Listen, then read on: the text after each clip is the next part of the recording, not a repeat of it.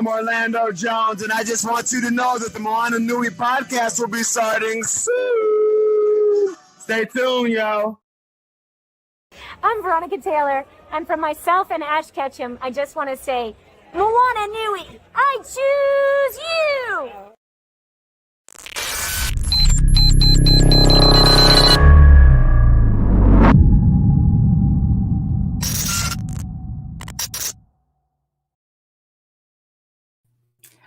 Aloha mai kako, everyone. Welcome to the May 11th episode of the Moana Nui Podcast as we continue our celebration of Asian American, Native Hawaiian, and Pacific Islander Month. I hope all of you enjoyed our content last week, which was the talk about priced out of paradise, how Hawaiians are forced off of their native homeland. We had a wonderful conversation with our panelists, Kavika Hoke, Brad Starks, and Kelly Makura, and we're really excited to bring you guys another wonderful topic as we continue our celebration. Before we get started, my name is Moana McAdams, and I am the founder and host of the Moana Nui Podcast. I'm also a children's book author for the Adventures of Nakoa and Nohea children's book series. It's a bilingual story told in both English and Olelo Hawaii, which focuses on our Pacific Islander cultures and bringing new stories to folks in an entirely new way.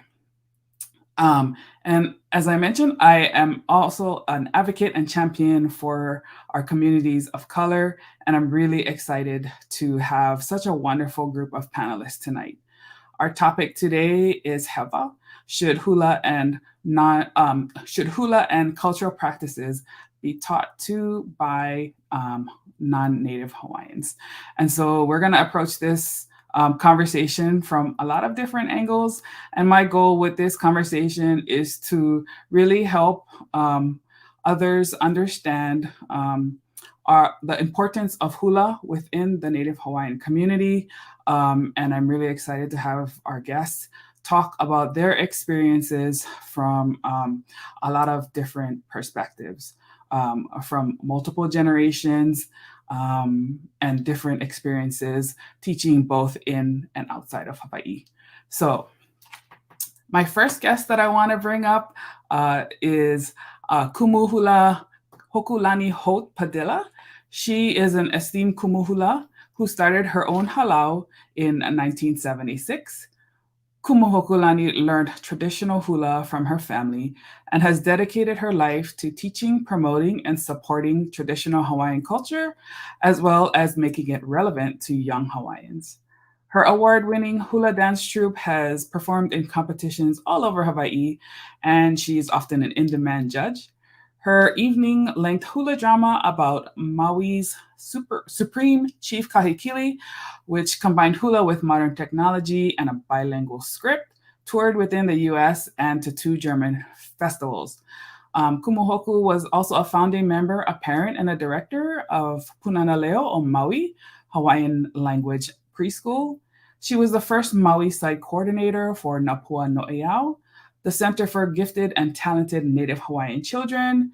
She was the Culture and Education Manager for the Kaho'olawe Island Reserve Commission and has worked at the Maui Arts and Cultural Center as their Cultural Programs Director.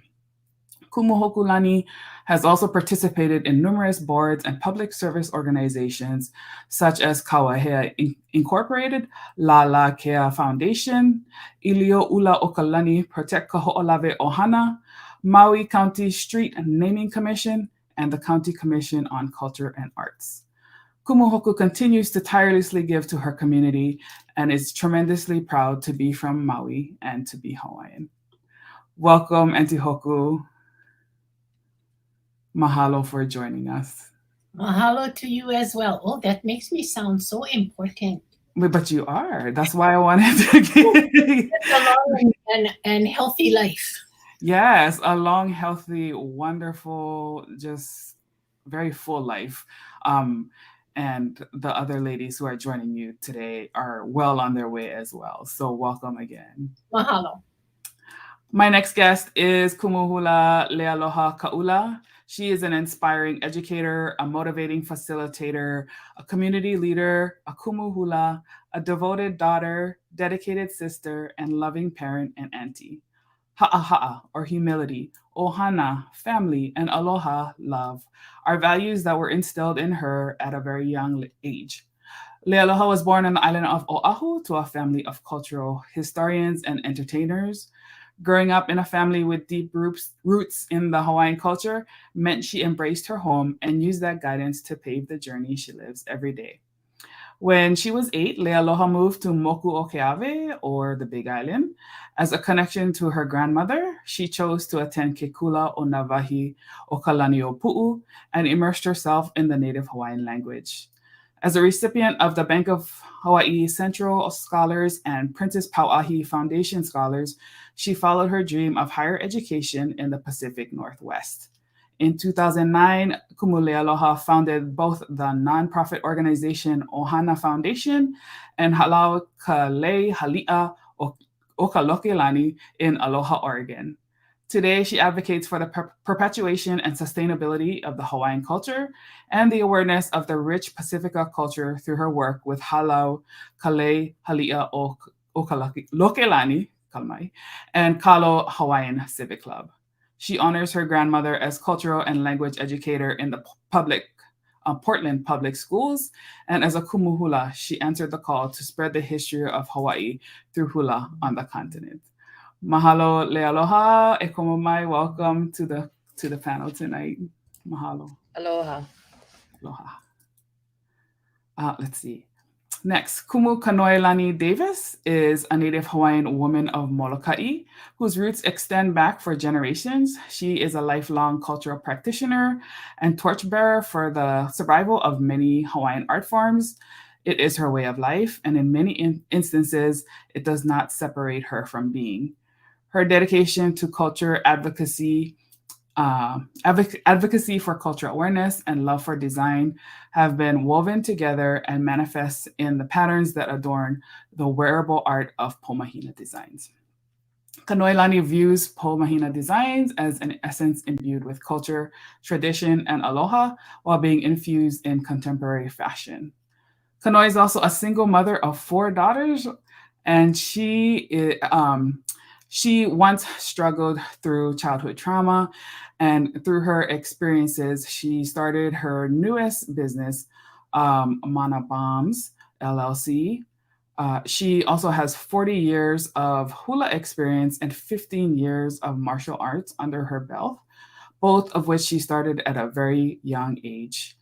Both practices require a combination of discipline, and it has really shaped her perspective in dealing with life's adversities and helping to inspire others to see that they can persevere and attain their goals to be successful. So welcome, Kumu Kanoelani.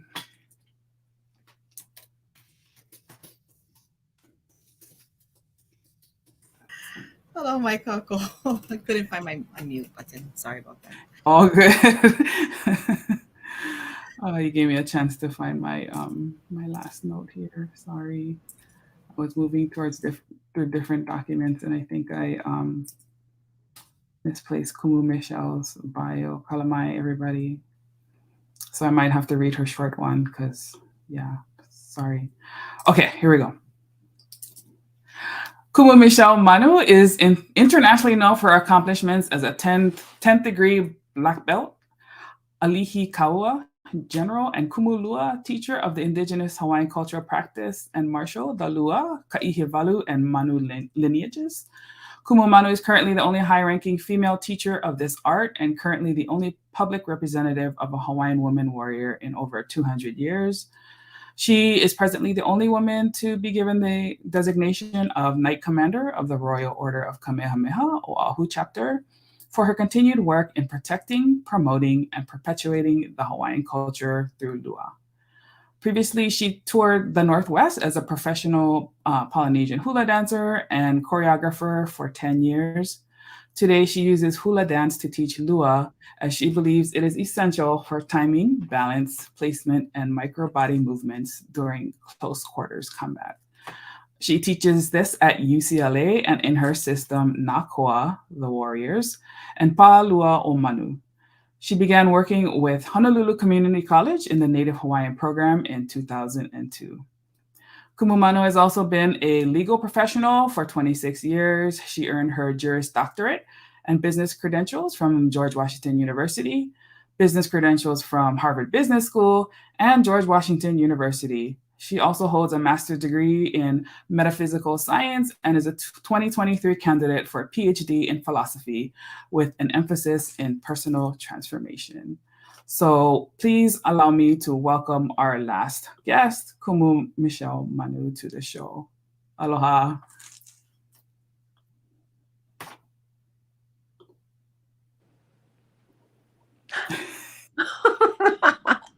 Aloha. Aloha, welcome. Bear with us, guys. We're having a little bit of technical difficulties, but that is the ups and downs of technology. So, but we're gonna imua and push on and get started here. So, hula is, it is the heartbeat of the people of Hawaii, but I want to help our viewers really understand what that means to us and our lahui. So, Auntie Hoko, would you get us started? How and why is hula important to you? Oh, hula is important to me because it comes through my family genealogy. So it is a way that we continue our cultural practice that has been given to us. My grandmother was a Kumu hula, Ida Hokulani Long of Ka'aihui Kai'anui Long of Maui. She had 7 daughters and 8 sons. Of her 7 daughters, 3 became Kumu hula. My Auntie May Lobenstein, my Auntie Kahili Cummings, and my mother, Leanna Woodside. In my generation, her grandchildren, there's myself and my sister, Ulalia Woodside. And in her great-grandchildren, it is my cousin, Melia Lobenstein Carter, and my son, Holt-Padilla. So, hula always has been. It's important because hula, in my opinion, hula is the only cultural practice that continued from traditional times until today, unbroken. Other cultural practices were banned. Well, hula was banned too, but we had stubborn ancestors who refused to stop doing hula. So hula is the only cultural practice that has been maintained unbroken since traditional times. And so it's important because all of that ike, all of that knowledge, all of that has traveled in the mele and in the stories that accompany the mele come to us to this very day. So through hula, we have a focused attention to all of those things that are important intellectually, physically, emotionally, spiritually, that comes through hula. In my opinion, hula touches upon every aspect of Hawaiian culture more than any other single cultural practice. So without hula, we fail to remember all of the pieces that make us Hawaiian. Ooh, mahalo. I love that. It's so in depth, and I cannot wait to hear everybody else's take on that too. Kumu Leialoha, how about you? How is hula important to you? First of all, of course, Kumu Hokulani have beautifully said. For me, hula is important to me because it is a connection to my ohana. It is not only connection to ohana, but connection to our people, right? To where we come from. Hula for me, especially living on the continent, is my way of remaining, grounded, right? Where is my kahua? And so that is why hula is important to me, and the importance of continuing that tradition. Like Kumu who said, hula it is unbroken. and we have to maintain that pilina of hula. And I come from my tutu was Miliana, with the Melanani Serenaders, and so for me, hula is was always that way of connecting with Mele and connecting with Olelo Hawaii, and that was my way of connecting with her. So that is why hula is important to me. Mahalo. I definitely hear the comment threads about the ohana and perpetuating those connections. I love that. Ohana is really central to the Native Hawaiian culture. And it is like, and not just the bloodlines, right? Like the broader family too. So I absolutely love that. And the family that you bring into your halau or your school too. Let's see, Kumu Kanoi, your thoughts. Mahalo. I don't know how I can elaborate on what has already been shared. I think we share the same, but not all. The only other thing I would probably add on for myself personally is, it keeps the relationship between the elements, our land, and actually it breaks this construct of time and space for us, because that no longer exists as a hula person. I'll preface, and I know you didn't mention it earlier, but I'll preface, I am kumula to kapa hula ohina kapola ila here on Molokai. And also within the Lua line, and I am so happy to meet Kumu Manu. My grandfather actually learned from Hewa. And so I'm one of two females that graduated under the Lua line here on Molokai, under the Molokai Academy of Arts by Sifu Olohe and Kahupono Francis Leialoha. And so, that's the through line, is this connection. And it keeps me connected no matter where I am in the world. And I remind my daughters of that all the time in my haumana, because we question that.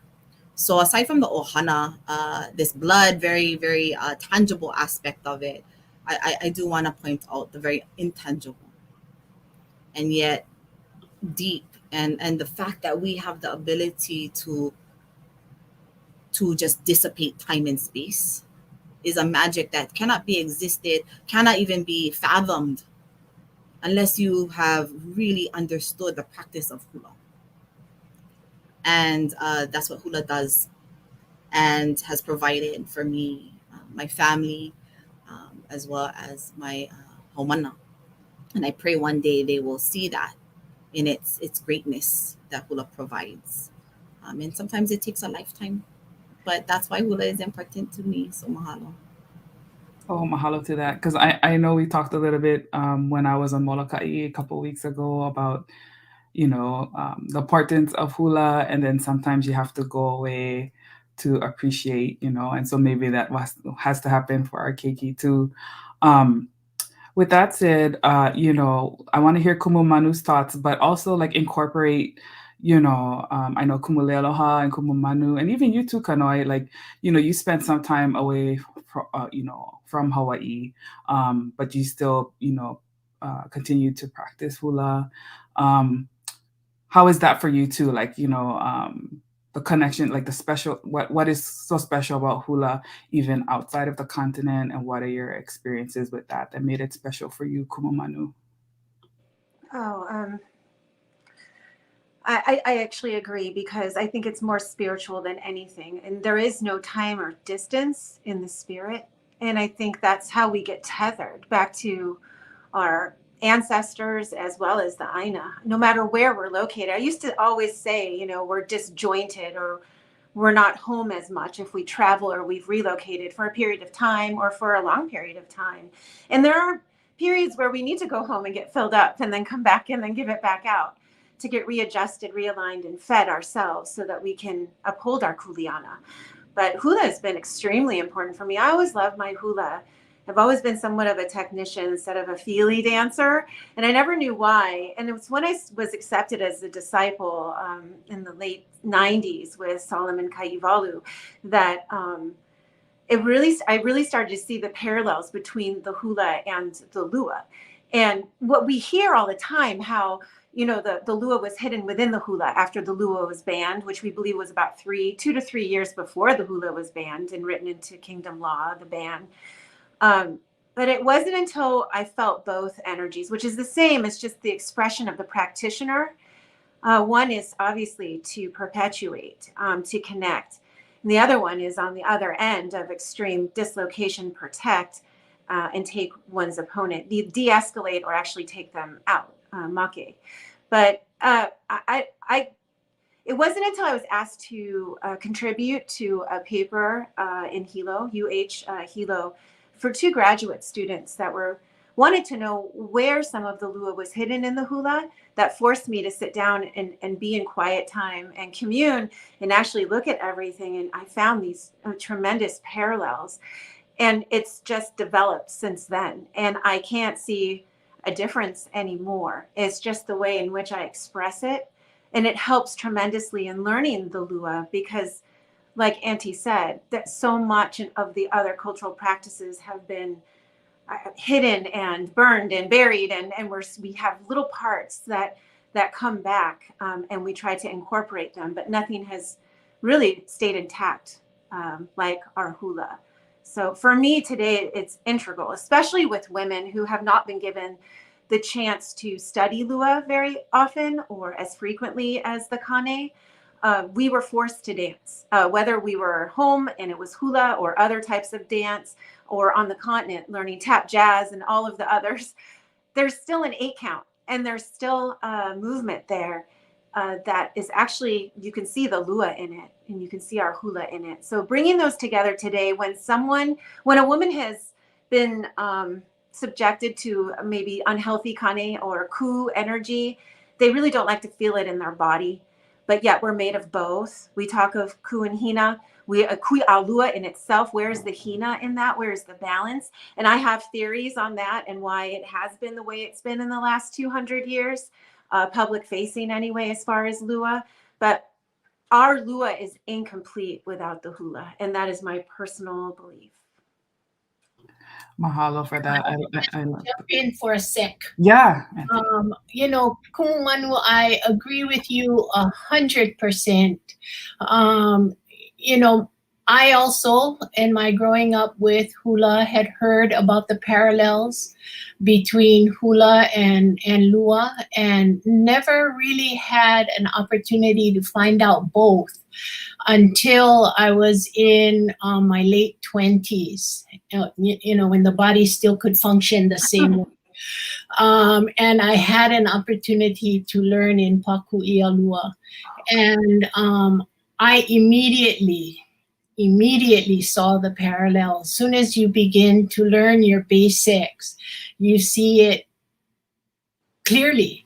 The parallels in hula and lua, and the thought processes of both, the disciplining in both, the spiritual connection in both. And it for me, I had to come, there was a point that I had to come to decide between lua and hula, because I was already a kumu hula, and I knew I couldn't give 200% to both. Mm-hmm. And so I decided to return to hula.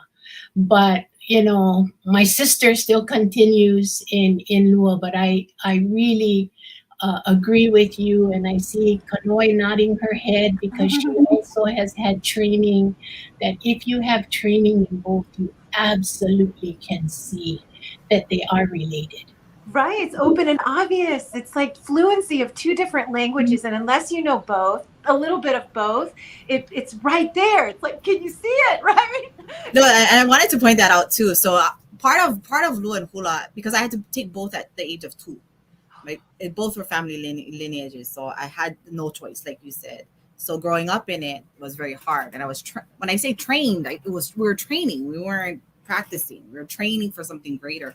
But the spiritual side of the 2 are equal. For a long time in hula, I could watch people's feet, and I could identify where they came from, who their kumu hula was, and what island they were from. And now it's a little bit different because of innovation. Yeah, it's changed a lot. it's not that it's unidentifiable, but it's not as easily identifiable because we're constantly evolving. And I know we're going to get into this later, but when you have the lua and you have the hula, because it was when underground, we were also trained to observe. And so this is where the observation came into play, and why observation kilo was so important. It's like we could train ourselves to see the hands, the feet, the movements. And then because not all halal had the lua hidden in it, only certain halal could have certain. So I was trained to pick up on what those were in all halal. So Mary Monica was my most fun time, because I just look at feet the whole time, and I'm going, oh, I know yes, I know who that is. I know where that came from. But only I could. It was hard for a very long time because I could only talk to myself. Nobody understood that side of me. But what you're saying is so important, because these are the things that we all had to do, or our kupuna had to do, in order for us to see the message today. Yeah. So yeah, hula is important because we need to preserve, but hula is important because it was preserved for us today. And if we can pull all the secrets out, and we pull the hikuna na mea huna, then we see the whole picture. And I also know that we're not all gonna get it, and I'm okay with that. Some days I fight, how come you cannot see what I see? But it's fine, and I recognize that's not what the case is, and it's gonna have to be like that until that one person in the far future has it all. But definitely, lua and hula is hand and foot. We hear ka'ana. Olohe is across the pu'u olohe is across where ka'ana is, and pu'unana where the birth of hula took place. Yes. And this is where the olohe were born. Yes. Here on Molokai. Yeah. So the kuhina is very important. But I just wanted to reaffirm that for. Mahalo. It makes me excited because it's nice to hear other people talk about the things, rare moment. Yes, I was going to say, I'm so glad that we're able to make this connection, because I know it means so much to Kumu Manu. We had conversations when we were on Honolulu, and it's so easy to feel like you're an island as a wahine with lua, because it's not seen as much. So I'm so glad we get to explore this topic more and talk about it more openly and relate it to things that people already understand with hula. But one of the things that we just briefly talked about is kuleana. And for those who are listening and who doesn't know what kuleana means, it's like the responsibility, your purpose, what is the reason for why this is important. So let's ask maybe a potentially controversial question. Who or what is a kumu hula? I would say who. Who is a kumu hula? How does one earn this title? Because I've been living on the continent for a while, and there are a lot of self-proclaimed kumu hula, and I look at them and I'm like, no. So who's a kumu hula? How does one earn the title, and what kuleana comes with this role? And let's go to Kumu Leialoha, because I know she has kind of bridged both sides of this, being someone who comes from Hawaii but is now teaching on the continent. So let's hear from you, Kumu. This question is so near and dear. So I can back up for a lot, and mahalo for kumu hula and all of that. I don't use the title kumu hula. I only use kumu. That is what I am, a kumu. I am a source. The reason being is because when our halal started, and my auntie who blessed our halal being here, and blessed my mom's kumu who allowed me to open up a halal here. Unfortunately, that my kumu passed away, and so to go through that process of being a kumu hula for me will not be, because it's hard for me to just, when your kumu hula is not there to do that, take you on that journey. So before I start crying, I'm not gonna go into that. Anyway, I just wanted to start with that. Yeah, that's one of my biggest things. For me, kumu hula is definitely earned. It is an earn. It is a gift, and it is a privilege. It is gifted to the person who earns that title. Even though my auntie blessed our halal, and she's a renowned kumu hula, and she gave us this, our name, she blessed us with our name and all of that. Still to this day, because I didn't finish, my uniki went as far as olapa, and I didn't finish. I don't go with kumu hula, because for those who have gone through that through the uniki process and become kumu hula. It is not it's not easy. It's not a handshake. It's not a, hey, you got the job, sign here on this line, this dotted line. No, when you take on kumu hula, you don't just teach hula. Man, you the teacher, you the counselor, you the mom, you the dad, you the cousin, the grandma, the grandpa, the everything, right? And when I started our hala, I was 25. Who I am now today is very different from 25. You learn so much, but you have to. So, kumu hula, you have to have, and the other thing is that lineage, the connection to the source, and people may argue with, they may say other things, and if somebody tells you you're kumu hula, you get to be a kumu hula, whatever. But I feel like you have to have the source, and if you do not have that piko for your hula, for me, this is just for me, on the continent, there are a lot of people who throw around the word kumu hula, and they misuse it, and I feel like it's a problem. And so for me in Oregon, I battle those people. Because I have no shame. Because it's that's cultural appropriation. That's to my culture, to my lineage, to my family, to my kupuna. And so when people call themselves a kumu hula, I want to know why, how, where, like, how especially when they perform and they olelo and they chant and they oli, and it sounds like a bunch of geese running around on a field. That's not okay. Sorry, I know I'm really laughing because it's true. And I just so up here, so many people call themselves kumu hula because somehow they went to Hawaii, fell in love with hula at a luau, and then they decided to become a kumu, because they're like, they have this concept that kumu hula is a teacher of hula. No, it's not.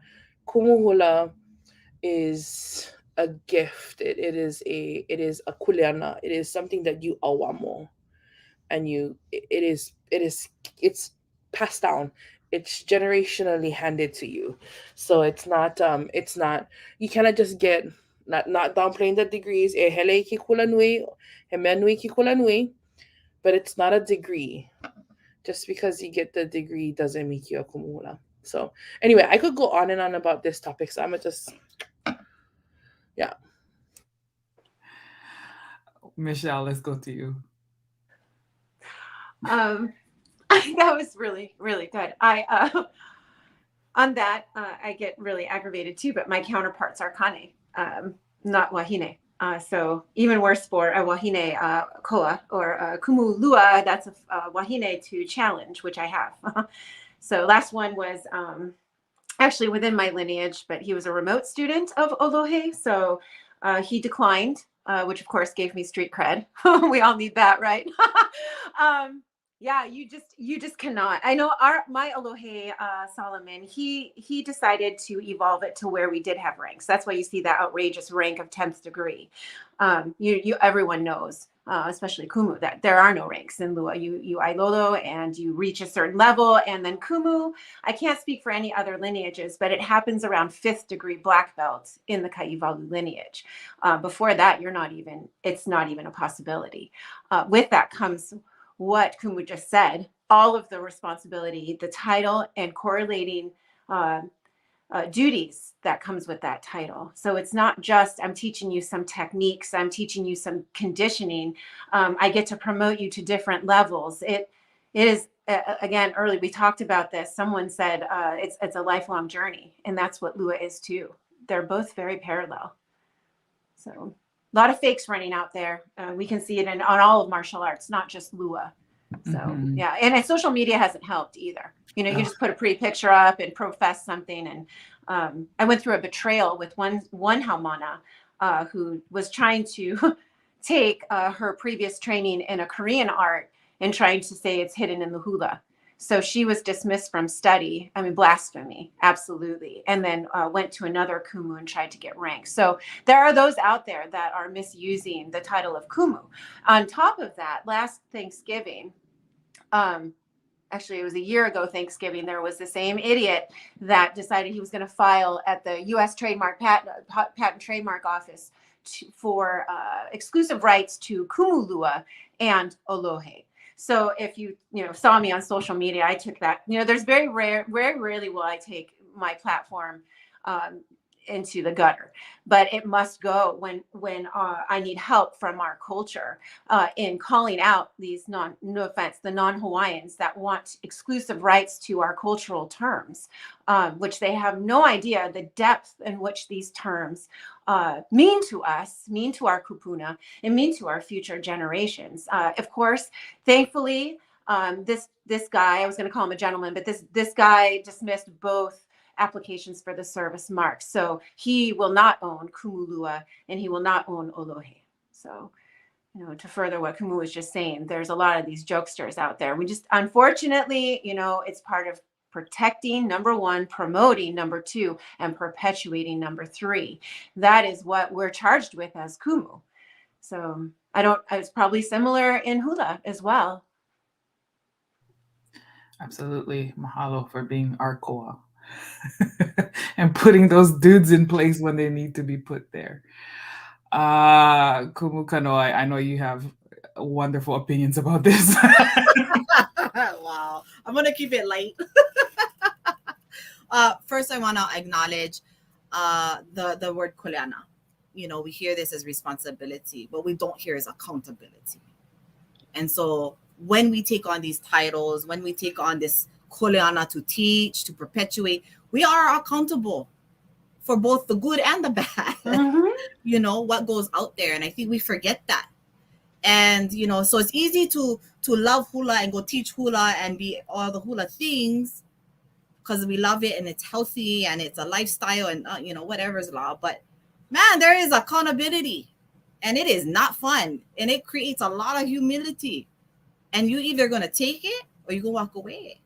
And being trained in hula, that was my role. I was humbled a lot. And so let me go back into other parts of this too.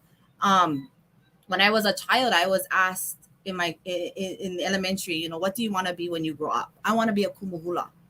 Oh, but that doesn't make you money. I don't care. That's what I want to be. And it wasn't because of money, because I actually teach for free.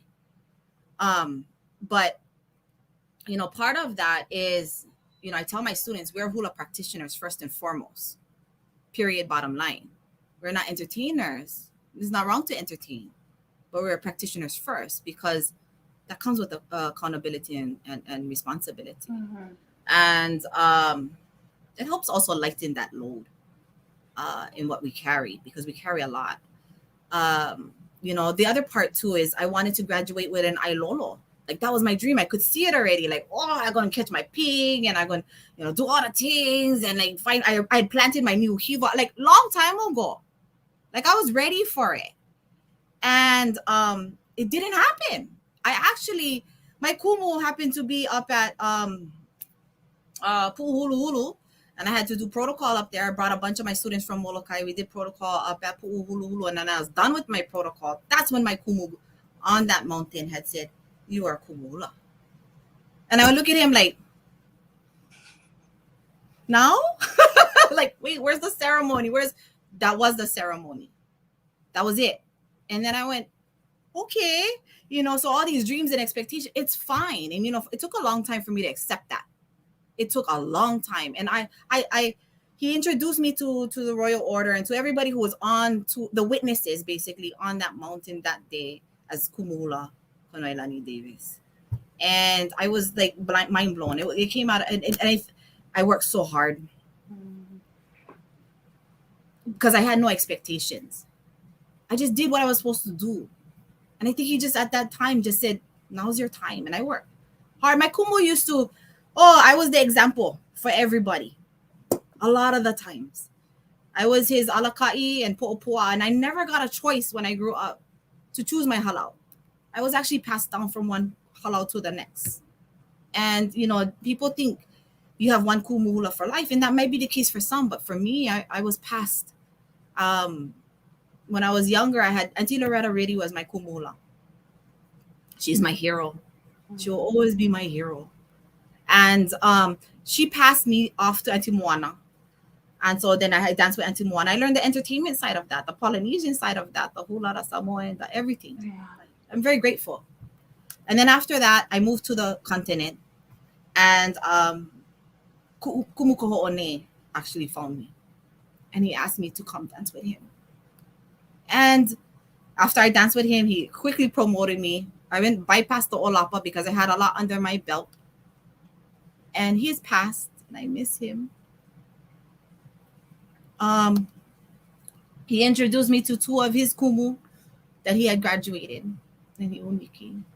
And he passed me on to one of that Kumu. And I was taken under his wing. I didn't have a choice. There was no choice.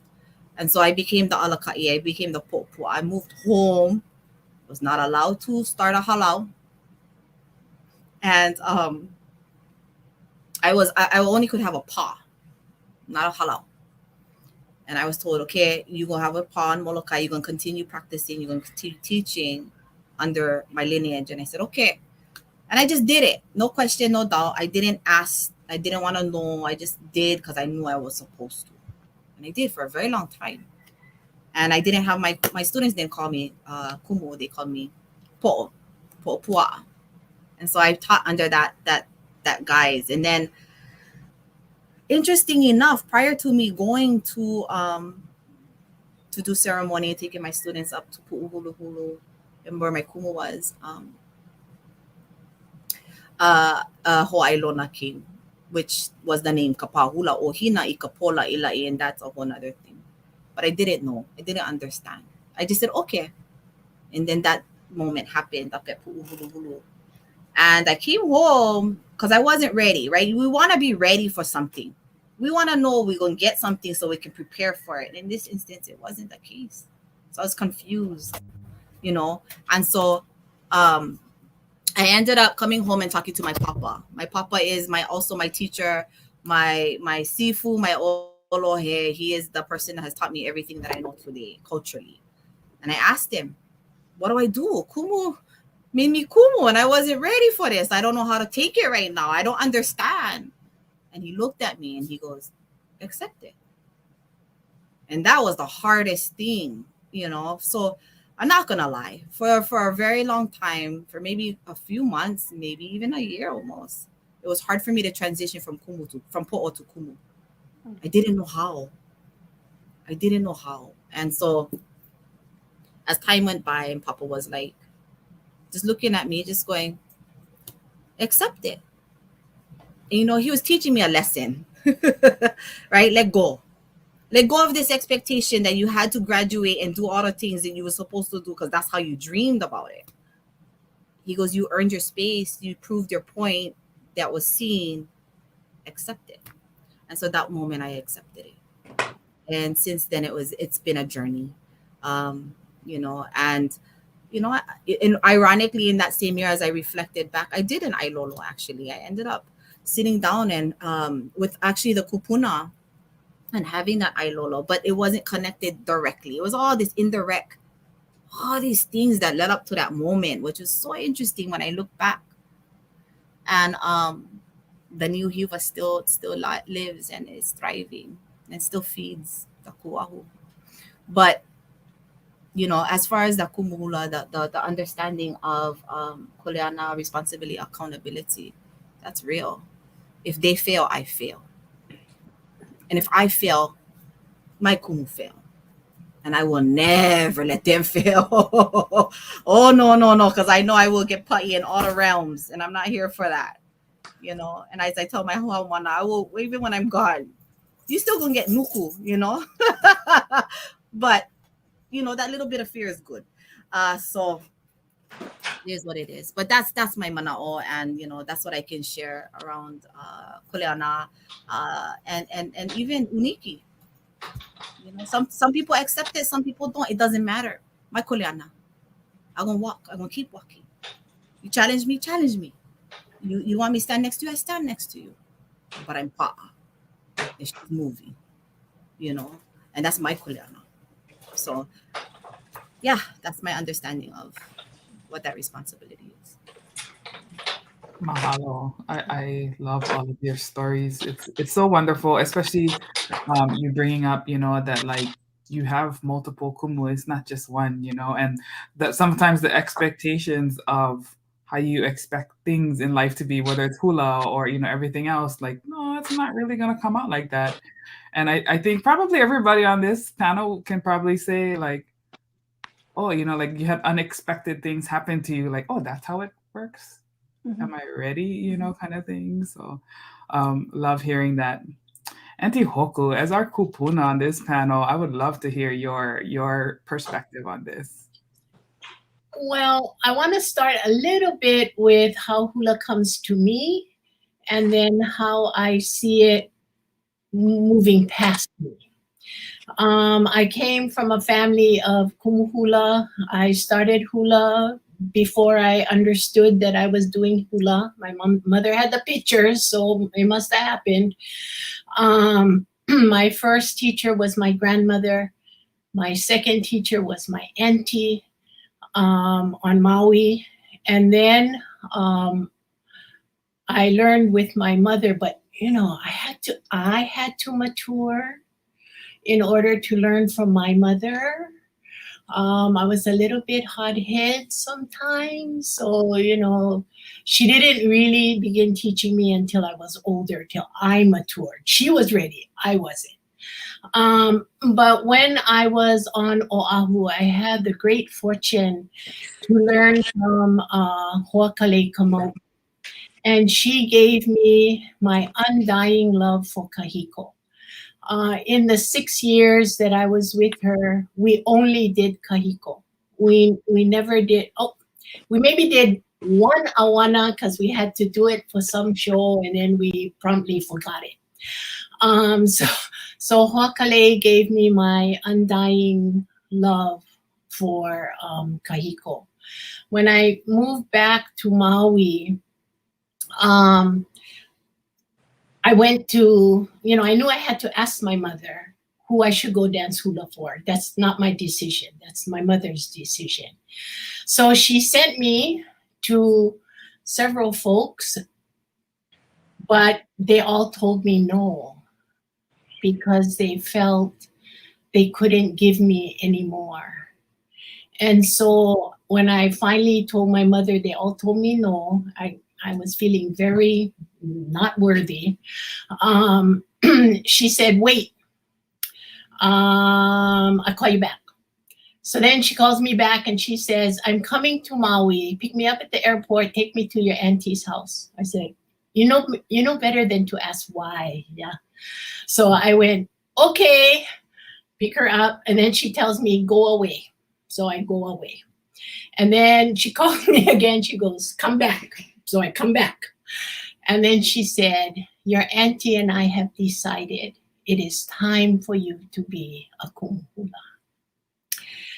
And I told her, no, Mama, I don't want to be a kumu hula. I'm not pau dance. I want to still dance. I'm not pau dance. And she said, too bad. We have decided it is what's going to happen. So I want to tell Leialoha that in my opinion, there are 3 ways that you can be a kumu hula. 1, the formal ceremony. 2, a family lineage. However the family decides it happens, it happens. And 3, your big kumu tell you, no matter what. Your big kumu said, and that's all that is needed. Because what really is needed is that connection back. That direct connection back. From you to the kumu who gave you those privileges and those responsibilities. And to their kumu who gave them the same thing. And their kumu who gave them the same thing. To me, that responsibility back to a hula teacher before you is what is needed. That is the important thing, is that you realize that you are continuing the desires of the Kumu before you. There doesn't have to be a formal, ceremony kind uniki. In the 60s, they used to have a certification paper. They have a big party, and then the big Kumu goes, "You now are a Kumu Hula. Give you the paper." That's how it happened in the 60s. So if your auntie, your grandmother, your Kumu says, "Oh, it's time for you," then that's all. Then that's all. You cannot negate their desire to see what they saw in you. They saw and they said, "You can." So that's all. That's all there is. And if anybody call you on a carpet, you tell them the same thing. I was given the rights and responsibility of being a Kumu Hula. Kiko Pao! Kiko Pao! It's those who make up in their mind they can be a Kumu Hula. That's the guys you gotta yank the carpet out. Because there is no responsibility. That's what being a Kumu is. You all said the same thing. There's kuleana. There's responsibility to this ike that you have been given. You have freely been given this ike. And they gave it to you freely. And they tell you, go and help others see this kuleana. And so, Leialoha, I'm going to tell you, if you feel you are a Kumu Hula, I will recognize you as that. Because your ohana has said so. And that's enough. Your ohana has said so. That's enough. Yeah, so being a Kumu Hula, as all of you have said, it's not easy. From the outside, from the people who don't know, wow, being a Kumu Hula is just so cool. Cool. People listen to you. People do stuff for you. That's all they see. They don't see, the husband that comes to you and tells you, "Kumu, my wife doesn't come home from Hula. What do I do? How do I help him?" They don't see the parent that comes, "Kumu, my baby not doing her homework, so I'm going to take her out of Hula." And I told her, "Oh, no. Hula is where she needs to stay. That's where she gets the discipline. If you cannot give it to her, I'll give it to her." And I said that too. If you cannot give it to her, I'll give it to her. So, the kuleana of being a Kumu Hula might look glamorous on the outside. You watched Merry Monarch and you see all the glamorous Kumu Hula that go up on stage, and people look and say, "Oh, it must be glamorous." And then all these people love them. They clap for them. They hug them. They honey them. Yes, that is the least that they give back to all that they have been given. Yeah, all that they have been given. And if they don't realize they have been given their life, then they don't deserve to be in Hula. They don't. Because Hula, I believe, is where we continue to teach our people how to be Hawaiian. To me, Halau does that. Teaches our people how to be Hawaiian.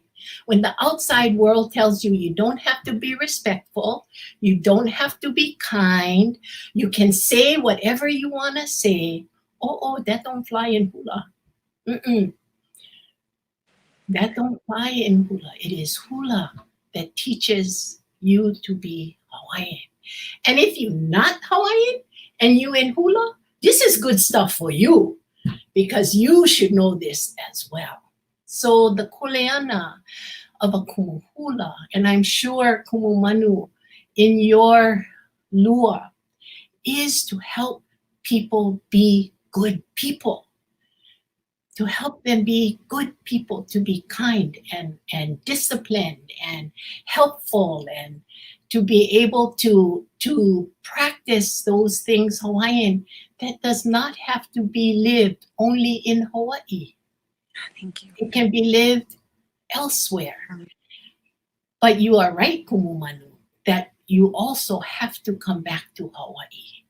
You have to come back to Hawaii and retouch, like you said, rejuice yourself up, right? Rejuice yourself up with all the beauty that is Hawaii, so you can carry it with you when you go back to where you live. So that is the kuleana of our cultural practices. Okay. Hello, Auntie. Especially if our kumu, our alohe have gone, where this is the only place we can come. And just like Kumu was going to get emotional about her kumu, me too. It's not even been 3 years. So it's very difficult, and yes, this kuleana on the Lua aspect, because it is about joint dislocation and engaging physically. I have to make sure that the ancient practice of the pohihihi, the metaphysical, is also part of Lua, which is not what has been taught to me.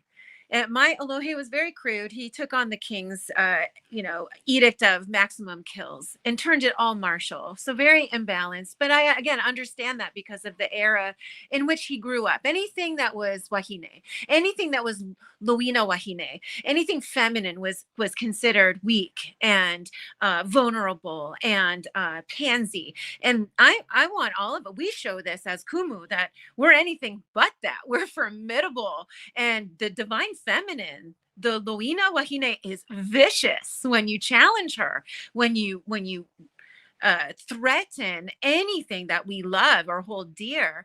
And so in that, this being full contact, where we touch each other, I cannot have koa or haumana that don't have control over their emotions. They must learn the Hawaiian way, the Maoli way, if you will. I am not Maoli. My father is Kanaka. I'm not. I'm just Hawaiian. I was born on the mainland because my father left the Aina and married a Scandinavian. You know what I mean? So too light, too dark, disowned. They were part of that whole era of interracial marriages, So I think I understand why the coup has been so prevalent, but my students must understand that they have to have a grip on themselves. Otherwise, they will misuse what I'm teaching them, and they will harm themselves, their families, and everyone they come in contact with. Why? Why would I ever want to teach someone that's unstable and not connected spiritually to this cultural practice of our warriors? I always say, they didn't just exit the hale and do martial arts techniques all day. They were well-rounded and had great courage and control over themselves. And that is needed when you practice Lua. You just, and same with Hula. You cannot just go out there and do whatever the hell you wish to do. Otherwise, the kapuna will stop you. Forget about the physical, the seen. The unseen will become very seen when it needs to be. Thank you, Auntie. Mahalo. Wow. I feel like I'm absorbing so much right now from all of you, and to see Auntie help, Kumu Leialoha get her healing and her, confirmation, even though it's already there, right? But sometimes we need that reinforcement and those reminders. And that's another reason why it's important, again, back to those connections, whether it's our own individual lineages or connections to each other like this, so that we can help each other stay grounded and understand that importance. And, life takes people off the beaten path sometimes.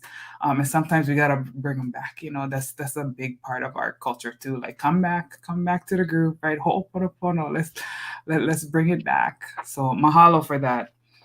One of the things that we talked about, and the word has come up a lot, and I think it's really, really important, is that accountability. So as a kumu hula, how do you ensure accountability to the piko when non-Kanaka haumana go astray, or even Kanaka haumana, right? Because both can go astray. So how do you guys handle that with your haumana or your students? Let's see. Let's go back to Kumu Leialoha. Yes, mahalo. Mahalo, kumu. I didn't know I was gonna come today crying, kalamai. So mahalo. Sorry. I can't do myself. Um, accountability is, accountability, humility is the biggest the biggest part of halal, right? It's that our foundation, it's that kuleana. When they go astray, which happens more often than people think, that's the part where we're not just a kumu, we gotta be a counselor and everything else, right? The parent, you parent so many people. You think I only have my three keiki, but no, I got to parent all the other keikis too, and then you got to parent adults too. But when they go astray, for me in halal, it's just a matter of It's a reminder. It's a reminder for me. Sometimes we gotta ho'i back to like ho'ika people, right? For our halal, because of how I grew up, where I grew up, how I was raised, our halal we go back every year, sometimes twice a year back home, and so because hula can be taught anywhere around the world. You really can. Olelo Hawaii can be spoken and taught anywhere around the world. But you gotta ho'i kapiko, right? And so for our students, um, I have one of my ladies, she's been with our halal for almost 10 years. And for some reason, on all the huka'is that we've done, she's never made it to Hawaii. She's also from the island. She's from different island. She's never made it to Hawaii of dancing hula with us. Her daughter is just, and with COVID kind of changed up all of our huka'is. But we finally made it. I took her to Maui with me. We actually went home for one of my good friends, Alan's halal with Kumukamaka Kukona's ho'ike and his 20th ho'ike. And she went home, and it wasn't necessarily to go back to Hawaii for her to like know what Hawaii. It was this hokai was to take her back to halal and to see hula in its home space, in its homeland where it thrives, and to see that. And it was just, her heart was just so full, because it was like, how do you of a person who's not Hawaiian, how is it okay for me to feel disconnected to Hawaii? Why do I have this pilina with hula that grounds me? And I don't know why. And then you go into this space, you hear the oli, you see the way that everybody interacts with each other, you see that family, you see making lays with each other, and just that pilina, right? And so that's what helps, is always taking them back home, especially living on the continent. Now, sometimes when they go astray and we just cannot, um, sometimes it's letting them go and them having to find their own path, especially on the continent, having them to, maybe they have to seek out a different halal or a different kumu, or because, and I always tell my homana, like, maybe I didn't only have one kumu, and so awale pa ka iki ka halal ho'okahi. Yeah, awale pa ka iki ka halal ho'okahi. So we always gotta remind them that. Um, Now, when it comes I've been in spaces here on the continent where that astray means being disrespectful and using hula or using Hawaiian culture as a means for um, income or monopolizing on our culture. Then that becomes something, a whole nother different conversation. And it's about educating. And what I found here on the continent is we get so upset. When I first moved here, I used to get so upset. I used to get so angry that people didn't. Why are they asking me? For me, I was like, this is a stupid question. Why are you asking me this? Of course, But then as I started to live here and get to know the system here, it's because they're uneducated. Truly, it's uneducated, and people always there's this line that drives me absolutely crazy. You don't know what you don't know. People, yeah, you don't know what you don't know. Okay, that's fine that you don't know what you don't know. What are you doing about it? Yeah. What is your resolution? You cannot just use that as your excuse that, oh, well, you don't know what you don't know. Okay, how many times are you going to use that sentence? You know what I mean? So if you don't know what you don't know, But look at the resources. Look at the resources we have today. So like in our community, just in our school district, I've been very privileged that they've welcomed Hawaiian culture and Hawaiian history, to be able for me to come into the schools and teach Hawaiian history. And then, of course, that relationship with our Native American people, our Native American families, like just being able to understand, like, I am an indigenous person, right? I am indigenous to Hawaii, and I now occupy an indigenous person's land. What does that look like? And so I gotta also educate myself. So living on the continent, there's been this battle of like, I so upset, but then I gotta also like, uplift. So when I navigate that with my homana, it's always having conversation. And I think the biggest part is being willing to educate. And then at the end, on the other part of that, it's being humble enough to accept that education and accept the fact that, yeah, you don't know what you don't know, but you're willing to learn and you're going to make the effort to. So I think, yeah, hopefully I may have gone all over the place with the answer. No, I love it. You covered a bunch of aspects of this, and I think it's all needed and important to the answer to that question. Kumu Kanoe, I see you making movements over there. So I'm gonna go to you. So much things are in my brain, but this is really great. I know we've had this conversation before, and I have a couple mana'o behind this because from having to live on the continent for a little while, Hula never stopped. First thing I did was look for halal. First thing I did was look for the kanaka. First thing I did, like, there was no question. I was gonna find them. And if I wasn't gonna find them, I was gonna make sure that my kids was them. And I was a young mom back then, and my babies were little, but we grew, and we made do. And if that's one thing I learned, it's we make do with what we have, right? And we can make. That's the magic of being a practitioner, is we can make something out of nothing. That's our magic, because we know it so well.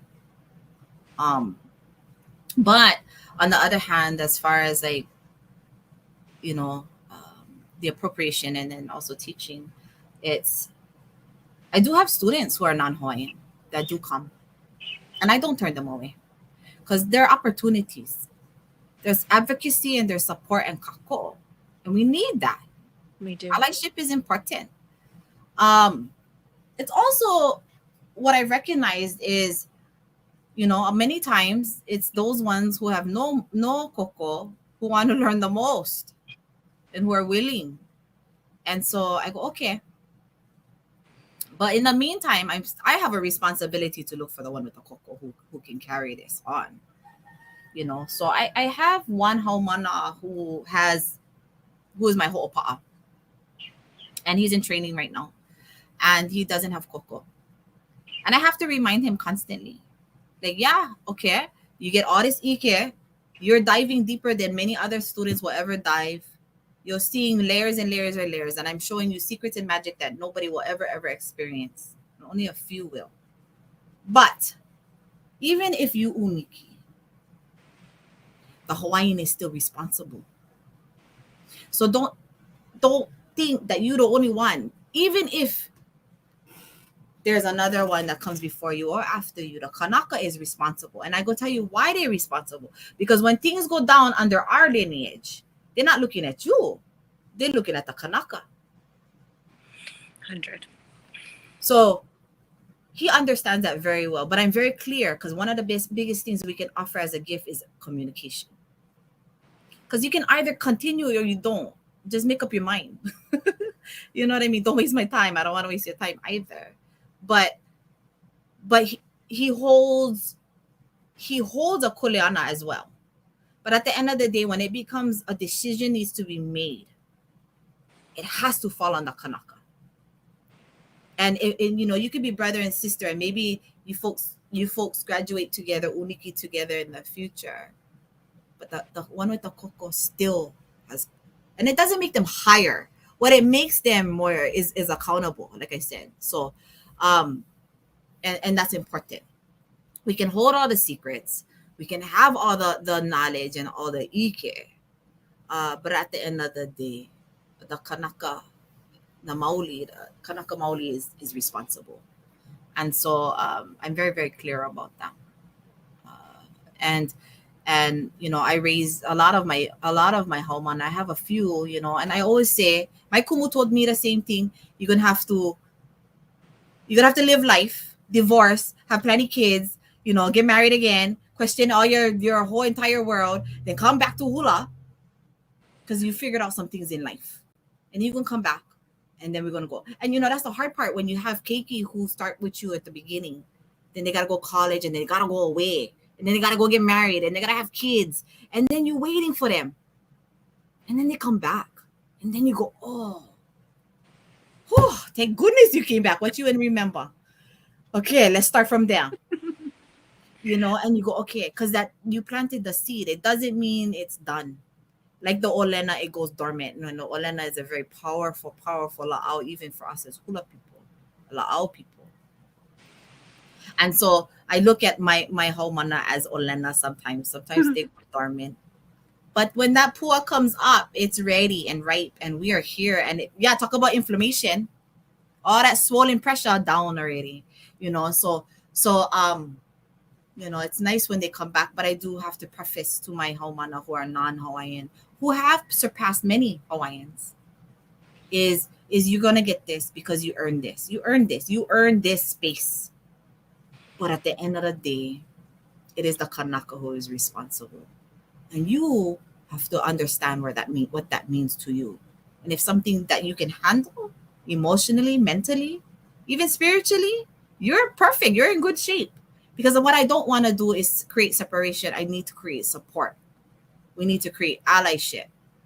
And so many kumu have in hala with nobody to leave a legacy to. Mm-hmm. Then what? Right? Then what? I think about that as a parent. I think about that as a kumu. It's nothing's different. It's all the same for me.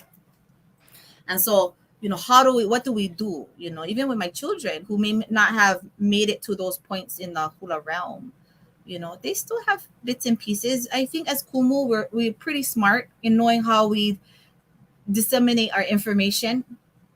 We know what we're doing. We know who can hold what, kuleana. Until we find the one that can hold it all. But until then, we have to kind of like what you can handle, what you can handle, what you can handle, what you can handle. And then if I holla tomorrow, y'all got to get together. But I don't foresee that. I plan on lasting for as long as possible and giving it to somebody, all of it.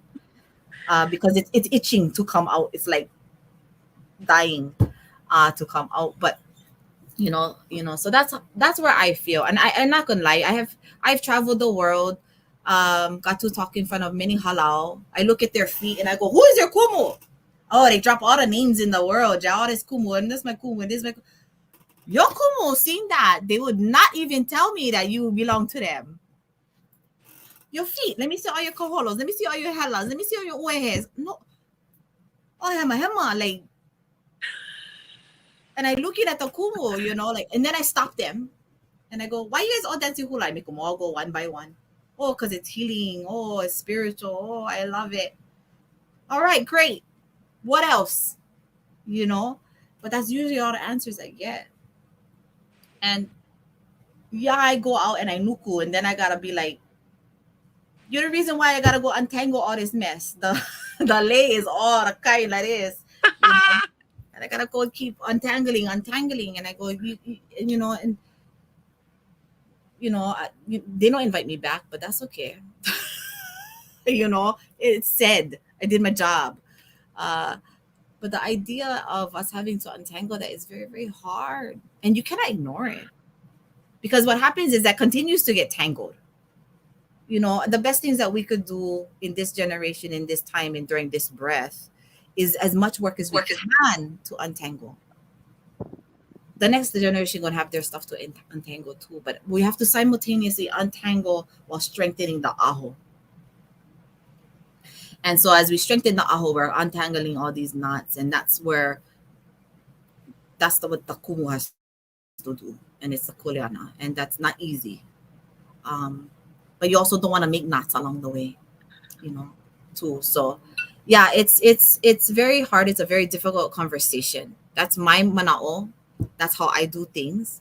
And I'm still a young kumula. So I'm in my mid-40s. So I still get plenty time. I have plenty time. But I'm not gonna waste the time. By far, not wasting that time. So I get plenty lessons to learn and plenty things to see and plenty things to experience.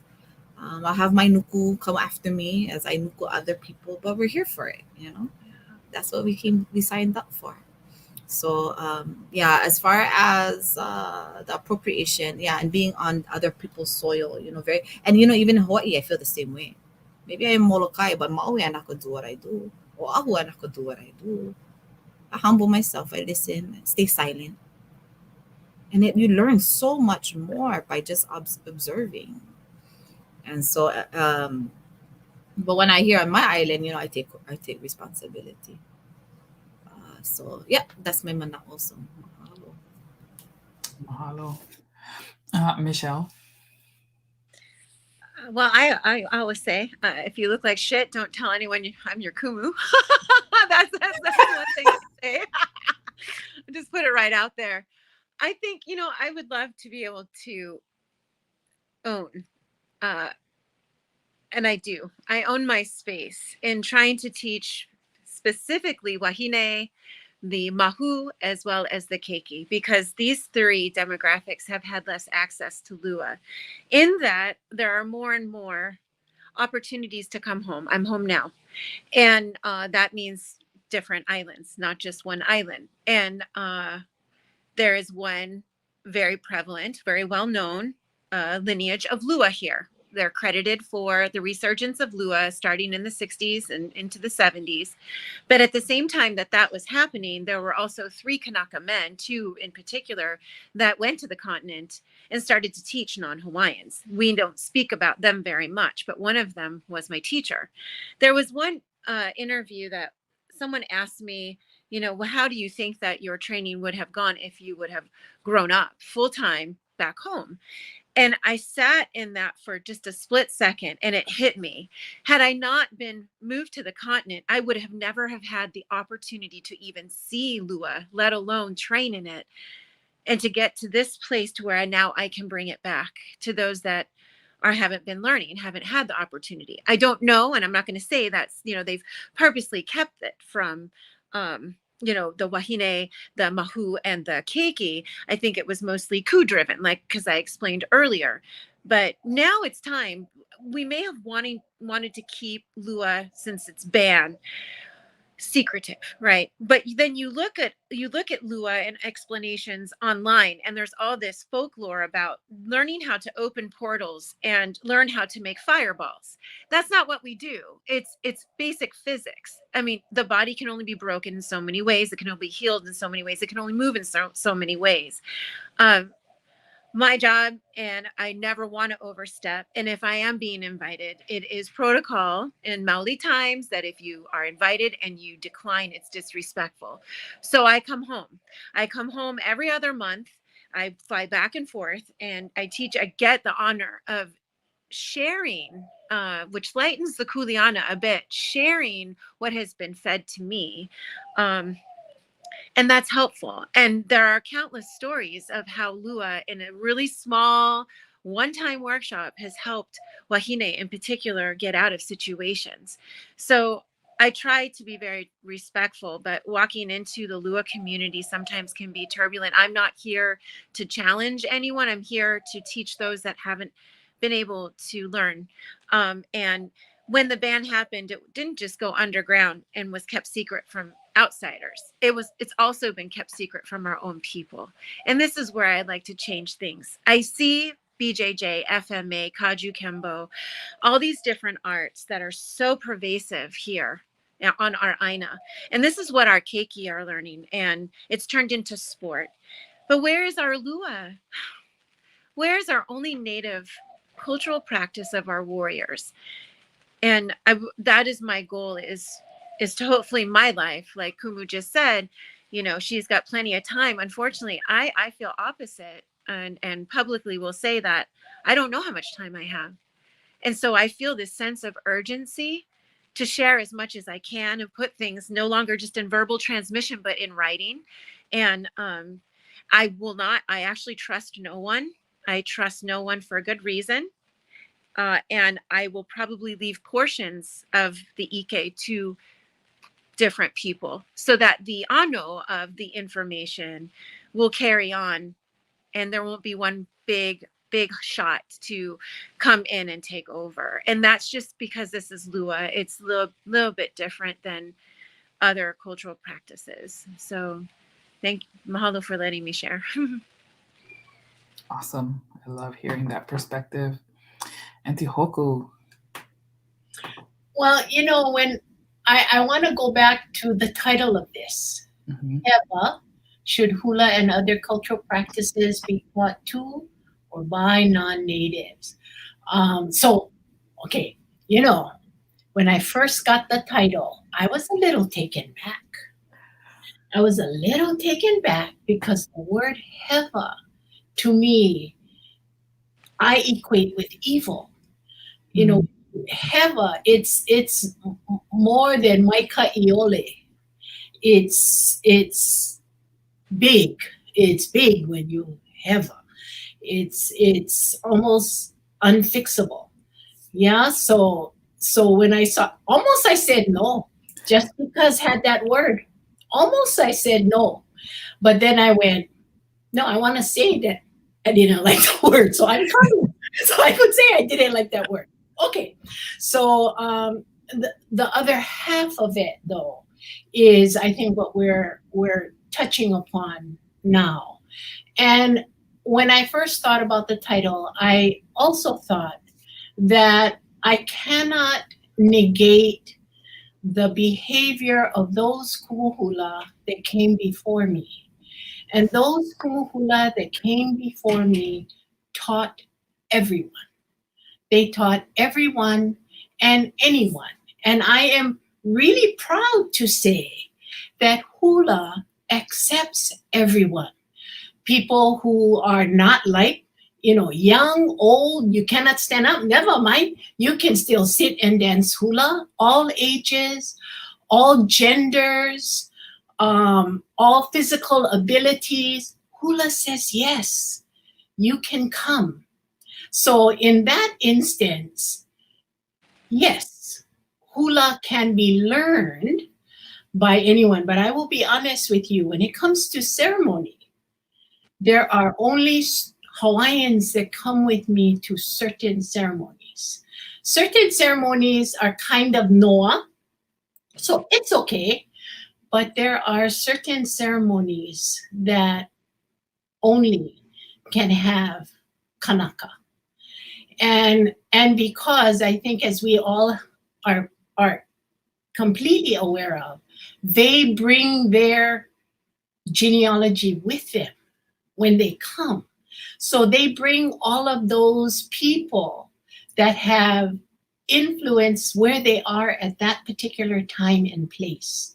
And to me, that is good. That is important.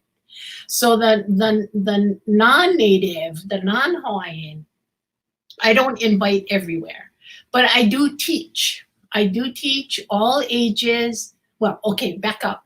I never used to teach children before. I had a hard time. But now I teach children. I think I matured, so now I can teach children. But, it is, hula, I say, is for everyone. However, I am with the others of you that there are only certain kinds of information and practices that should be given to Kanaka. It is not open to all. Certain Ike behaviors, activities should be for Kanaka for the very same reason I said that I take them to ceremonies, because they bring their kupuna with them. And that is an important part of the learning and the participating, is they bring their kupuna with them. So I have uniki, formally 6. All of them are Kanaka. All of them took hula from me at some time or other. Only 6. And I don't anticipate uniki any others. But it was a conscious decision that they be only Kanaka. And so because there are certain ceremonies, rituals, behaviors, ike, that should only reside with the Kanaka. Any other kind of learning, I often share. I teach non-Hawaiians. I help one halau in Japan, and I help one halau in LA. And that's the only places outside of Hawaii that I have gone. And, of course, the Japan one, they're all Japanese, so and they're not Kanaka. And in LA, some of them are. Yeah, just like all the rest who have moved to places, many of them are. So can non-Hawaiians learn? Yes. Can the practices be taught to them? Yes. Can they be Kumu? That is not my decision. I believe it is the Kumu that is giving them those rights and responsibilities. They're responsible for that. Personally, I wouldn't. But, I will call them the big Kumu. They're responsible for them. And if they are okay, well, then they have to be okay with everything else that follows. Yeah. But I don't. But I won't say others cannot. I believe, though, just like Kanoelani said, there are levels of knowing and levels of understanding and levels of expectations that are given to your students. But the Kanaka has all of it. They must take on all of it. And so those Kumu that I did uniki, I'm very proud of them. So I can say their names because I'm very proud of them. One is Kumu Hula Luana Kawa'a, who is here on Maui. The other are sisters Napua Greg and Kahulu Maluo Pearson. And then the last 3 were my ohana, my sister Ulalia Woodside, my son Lono-Padilla, and my Hanai son Keano Kaupu. So, I am very proud of them because they carry what was given to them forward. Can they be innovative? Yes, I let them do that, but they better check with me first. I always tell them, you got to check with me first so you don't go off the deep end. You don't go over the cliff because you're doing something cuckoo. So you have to check with me first. But yes, innovation is acceptable for me as long, and this is my gauge, as long as in 100 years from now, it looks like Hula. Then I'm good, because 100 years ago, it looked like Hula. Today, we still look like Hula.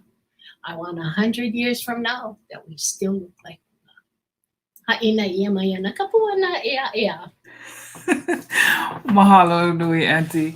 I just wanted, I'm glad that you said that you didn't like the word. And I kalamai, if it created offense, that was not my intent. But I did intentionally, I was a little on the fence about do I want to use this word?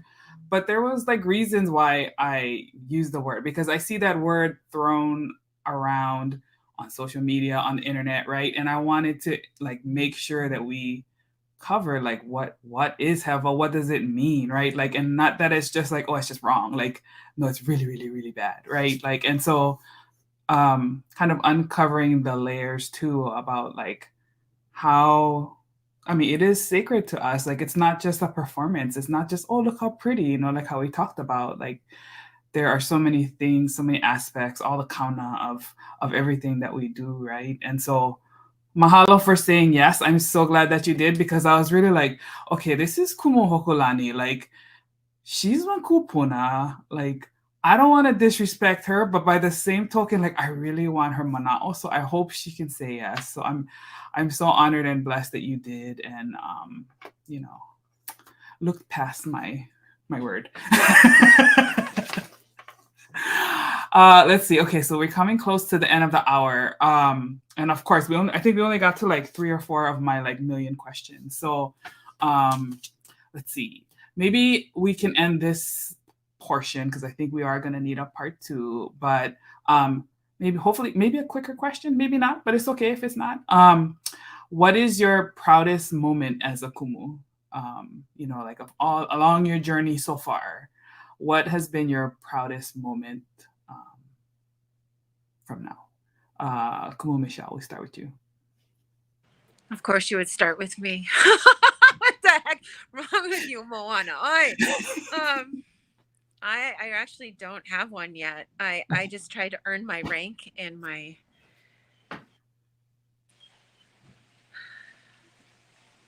stature as a kumu. Every time I communicate with someone, every time I represent all of us and our foremothers and forefathers and Lua and us as a culture as a whole, that's if I can keep control over myself at all times and represent us well, because all of you here know that if you work anywhere in the public, if we're so courageous enough to take a stand and to represent our culture, there will always be the equal and opposite force to try to take you down. And we don't have the luxury of having a moment. We don't have the luxury of being able to tell someone off and it not be absolutely blown out of proportion. So I think I don't have and then all those accolades, I think it's going to be when my life is over and to see how my haumana carry on without me, or the impact when I can destigmify the female warrior in our culture, when femininity is no longer a joke or perceived as less than inferior, then that's when I'll be very proud to fulfill my kuleana.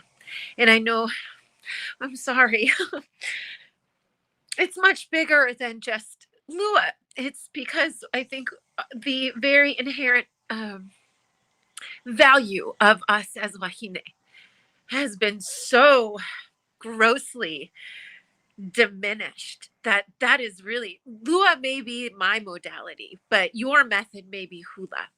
Someone may be weaving, it may be fish, it may be some other cultural practice. Nonetheless, we are in this together to prove that we have something not even to prove. I'm starting to realize when I'm proud is not to force anything anymore, to just allow things to develop and to maneuver elegantly and powerfully in what develops. And whether that's in Lua, Hula, or any other cultural practice, at all times, I know that I represent all of us. And I think if I can do that throughout the remainder of my lifetime here in physical form, then that's what I would be proud of.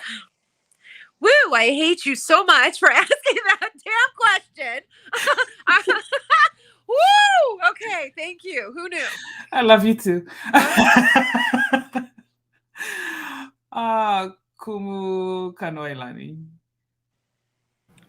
Yeah, this is definitely really great questions, because we go on with our lives with this kuleana that we forget to think of ourselves in those aha moments. Yeah.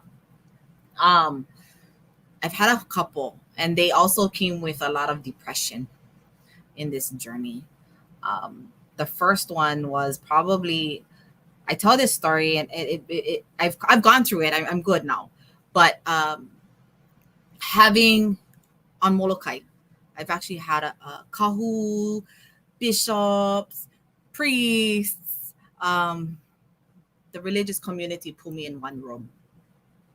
And they told me that what I was doing was invoking the devil, because I was a practitioner, hula and lua, and because I could chant and because I could do the, hula pahu and kahiko and all this other stuff. And I didn't budge.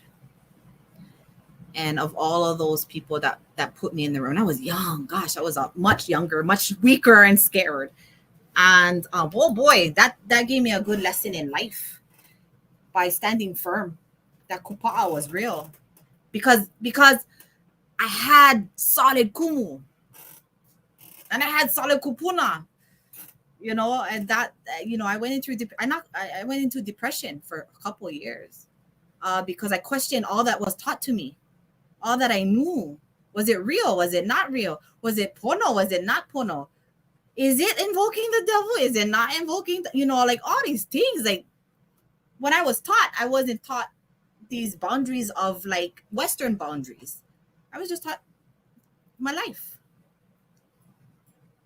And so I think that was a big aha moment for me. And 2 years, I was in depression, ridiculed, judged, made to feel less valued. But for some reason, hula was my foundation. So it didn't make me move. I did question it. I did. Even with my lua. As a wahine, I have Olohe tell me that I don't know. And see, we were only trained with one weapon. We were only trained with one weapon. We had to master that one weapon, but it was also used for healing. So we had the kuhina side.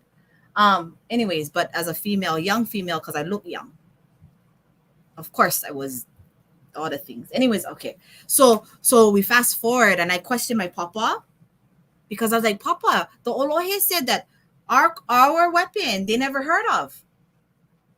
They said our weapon is fake. Kumu, they telling me what I'm doing is wrong. And you know what all of them said? Never mind what they think. You don't trust me. Okay, yeah, I trust you. Then you keep doing. You not worry about that. And you know what? The one gift my grandfather told me as a practitioner, Moana Nui. And he was not lying. And Moana Nui was what got me through. And so I pushed through. I stood strong. And eventually it was funny enough, those same people who was calling me the devil worshiper were the same ones asking me to bless their homes and their keiki and all the things. And I went, oh, okay, I get choice now. You know, so I tell that to my haumana is that you gotta trust me. I gotta trust you. And this is your security. Because I trust them. And as long as you do that, we are okay. And so, you know, those were the things. You know, people can doubt and they're going to tell you, no, you're wrong. But when they tell me I wrong and I say, okay, you right, I told 100,000 people behind me they was wrong. And I don't like their lickings. The people who are living and walking are nothing compared to the lickings that I get from them. That's one thing I definitely learned. And I will stand strong. And I would hope to have that for 100 years down the road for those who stay within our lineage. I got your back. Here and there. And forever and ever. And once we become a kumu, we recognize that we have that kuleana even when we're not here. And we have to stay strong. And so that was probably my biggest aha moment. And that moment where I just went, oh, okay. My kumu and my kupuna, my papa, they was right. I'm not switching. Go ahead. Challenge me. I'm not afraid. Not afraid at all. But I won't come with grace. I may even come humbly and quiet. And I'm okay with that. So I have nothing to prove. The only thing I have is to continue to malama this ike and push it forward. And that's really my goal.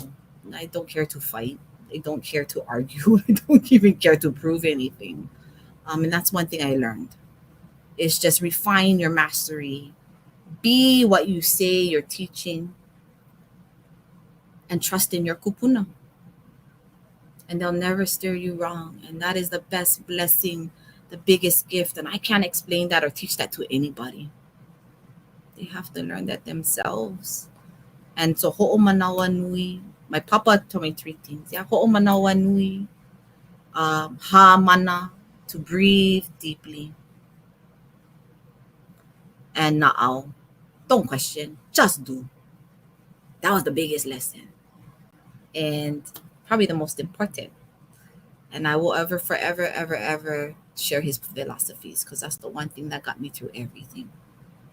So, you know, so that's kind of what I would like to leave in closing as far as an aha moment. is trust your kupuna, trust the teachings, trust your kumu. They're gonna make you do things that you don't like do, and you may not understand it.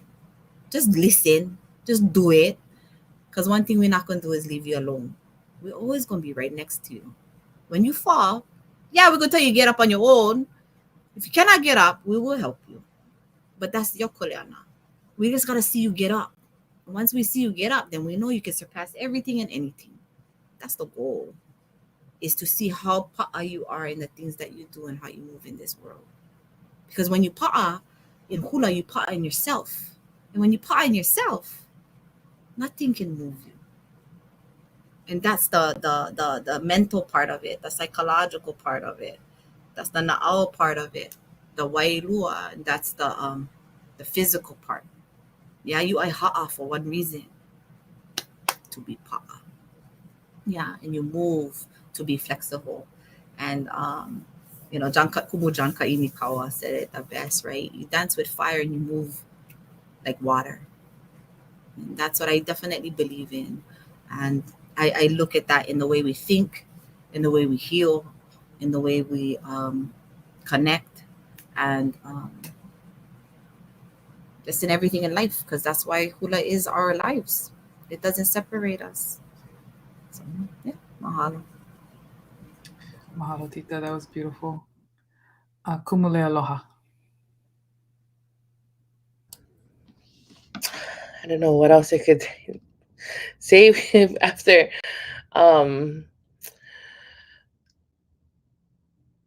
being pa'a, definitely. But just to go, what is my I cannot pinpoint one greatest moment. Maybe I would look to, for me the treasures is always in my haumana. The greatest pride of what we do comes from that, from seeing them, because then I see all of my kupuna and all of those who have laid the path for us in them. And so for me, living on the continent, and as well as many of when our keiki are growing up here, that sense of identity is such a challenge. It takes a toll on their mental health. It takes a toll on them just wanting to be. And I think something that's so beautiful about halau is, when the initial start of halau, when talking to Auntie, my whole goal was I wanted halau to be like home, because the halaus I was seeing up here wasn't halau. And I wanted halau to be like home, where I always wanted to be, who I was always with, getting to learn from. These are the people we're with, these are the people we hang out with. Even if in school all our hoa are from different halau, for some reason there's something that is pilina, and that was always halau and hula for us. And that was always that was my focus, was to create a pu'uhonua for our kanaka here, to create a place for them to know who they are. And so, for me, my babies who started with our halau, who were my babies, are now graduating from high school, making their way to college. It's a decade later, and my babies, who this is our halau's legacy, are growing up. And I think for me, the proudest moment is being able to see them share hula. And when I have my hoa papa or my hoa kumu come, or we go home, and they say, I wouldn't even know that they live on the continent. Their oli and their olelo is so mai Hawaii mai, And so that's for me, seeing that, because that's not me, that's the kupuna. That's what my tutu taught, right? Like, what are we passing on? What are we leaving here? Are we seeing? And we get to see the fruits of it. So I think seeing that. And the other great thing is, so many people told me, why are you teaching Hawaiian language up there? You need to come home. Come back home, teach. We need teachers at home. I know we need teachers at home. But there's so many Kanaka living up here too. And Olelo Hawaii is not here. And we need to make it, I want it normalized. I'm like, how come you can go everywhere else and learn all these other languages? You can't learn Hawaiian. And I grew up with Hawaiian being surrounded. I didn't know what it was to be without Hawaiian people. Everywhere I went, everything I did, Leialoha, Hawaii, Hula, it was Hawaiian. And so up here it's a culture shock. And so for our kids in Halal, they're pa'a. They're so pa'a. They know who they are. I get to see them in high school and just be so confident in the direction that they're going because they have that lavakua, they have that support and that kahua, and that comes from Halal. But I think the greatest one is one of my haumana. She started with Olaloha Hawaii, born here, raised here, and she's has not gone to school in Hawaii, and she can speak Olaloha Hawaii. And she can understand. She was privileged enough to go and be a part of the Hawaii Law program at Windward Community College, and just to see that, and I think that is my pride and joy is the hamana, is my students, that is the pride, and I think I am very privileged to be a witness to their greatness, and that the fact that they get to carry on. Just and I've heard Kumu say this before, but ever since I heard her say it, and so many of her hamana, I also know Keanu. I grew up Big Island. I knew him, Uncle Rob, but and so but we really are just a vessel, and our hamana are the next to carry it on in Kumu, and so that is my hamana. The hamana is the greatest joy, to be in their presence and to see their love for hula. It doesn't come when they start hula. It comes in a moment, in a song, standing on the beach, standing on the Mauna. It comes in a moment when all of a sudden they fall in love with hula. And that is when my heart, every day, everything just comes to play. So yeah, that is what I can share. Mahalo nui. Kumu hoku, bringing us home. Well, when I saw that question on your list, I thought about that, and I thought, and I thought, and I thought, and I thought. And I have to say, I do not have one proudest moment. I have many proudest moments. The first time the baby goes through the whole hula without mistake at Ho'ike, that's a proud moment. The time that you see a student that has been with you, like you, Leialoha, and you sit at their graduation at high school and know that you have helped that being come to be. That's a proud moment. Of course, watch my sons be successful on the Merry Monarch stage. That's a proud moment. To be able to have my children love hula as much as I love hula is a proud moment. So I have many, and because of that, I think this was just me. If I choose one, I do not honor the rest that I am proud of. Yeah, I am proud of them all. Sometimes I like just give them a crack, but I am also very proud of the first time they dance on stage and they have all their costumes in line. They get all their lays correctly. They brought everything ironed and they don't make mistake. That's a huge proud. So I take the little things as well as the big things to be proud of. And I am just proud of loving hula. Mahalo.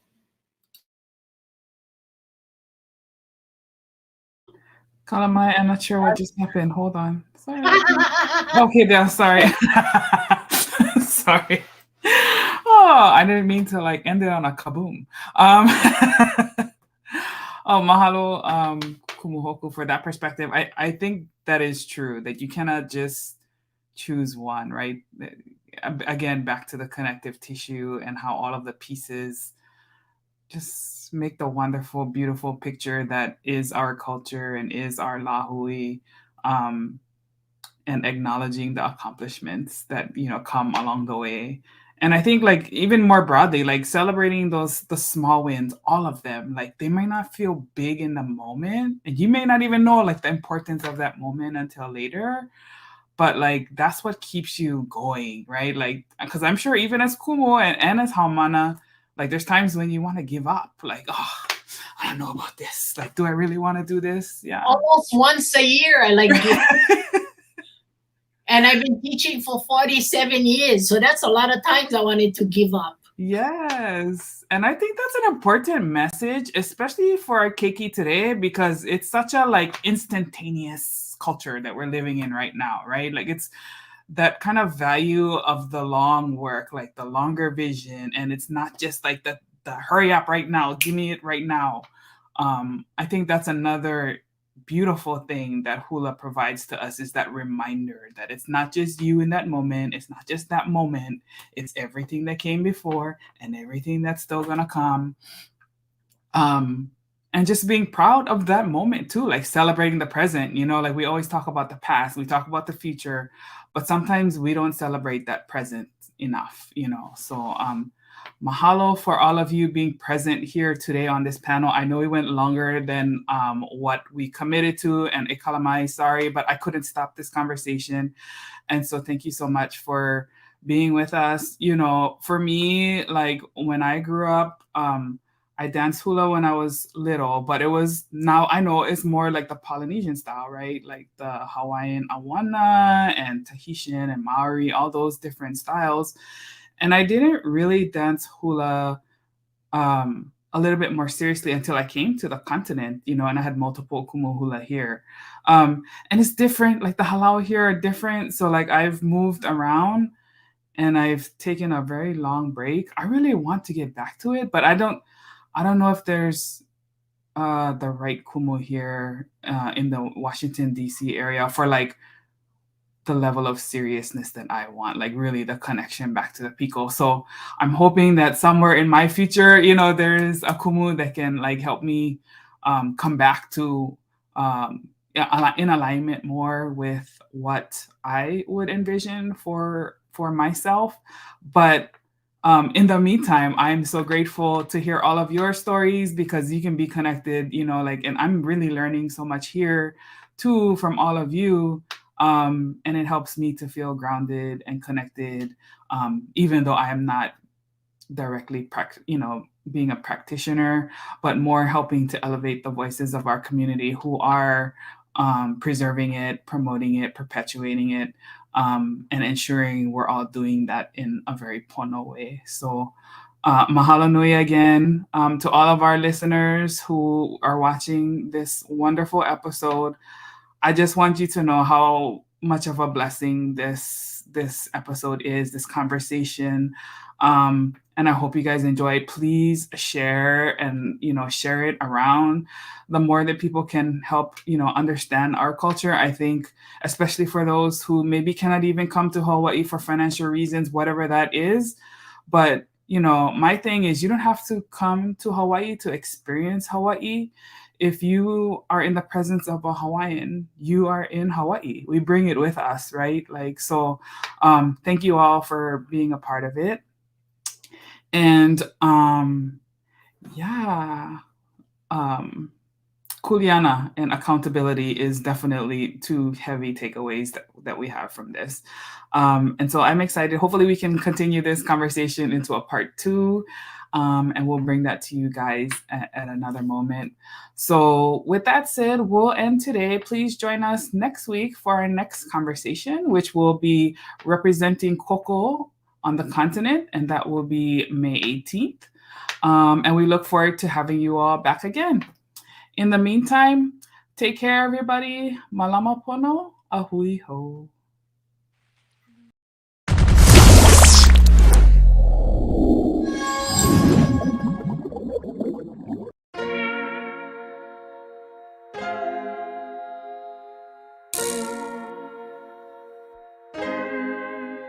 So many stories left to tell, even if we have to ourselves. Can't keep history on the shelf. If they won't tell it, we will. If this the land of the free, it was a freedom then, when they annexed Hawaii and called it cedar lands, without any type of payment and no signing off. Called themselves a republic in 1894. 1.2 million acres overtaken from the native Hawaiians. When they resisted, the West retaliated in violence and erasure. The Hawaiian language is banned as part of colonialism's plan to expand, yeah. Stuck between a rock and a hard place. Multiple bombings of Kaʻula as a part of their ongoing war with Asia. Used it as a place for target practice. No consent or compensation. Colonizers call for annexation. No regard for all the locals. School will never let you know. So many stories left to tell, even if we have to ourselves. Can't keep history on the shelf. If they won't tell it, we will. Too many stories left to tell, even if we have to ourselves. Can't keep history on the shelf. If they won't tell it, we will. We will. So if you put Hawaii into perspective, well, Black and Asian history is interconnected. Considering the fight with the Pacific, then of course versus Asia, they was treated as a middleman for war, but didn't let the Western colorism run its course. Cause dark skin was a sign of dignity to core. The land was taken in the name of capitalism, when prior to it was an actual kingdom. Clap back at the system. Stuck between a rock and a hard place. Multiple bombings of Kaʻula as a part of their ongoing war with Asia. Used it as a place for target practice. No consent or compensation. Colonizers call for annexation. No regard for all the locals. School will never let you know. So many stories left to tell, even if we have to ourselves. Can't keep history on the shelf. If they won't tell it, we will. Too many stories left to tell, even if we have to ourselves. Can't keep history on the shelf. If they won't tell it, we will. So many stories left to tell, even if we have to ourselves. Can't keep history on the shelf. If they won't tell it, we will. Too many stories left to tell, even if we have to ourselves. Can't keep history on the shelf. If they won't tell it, we will. We will.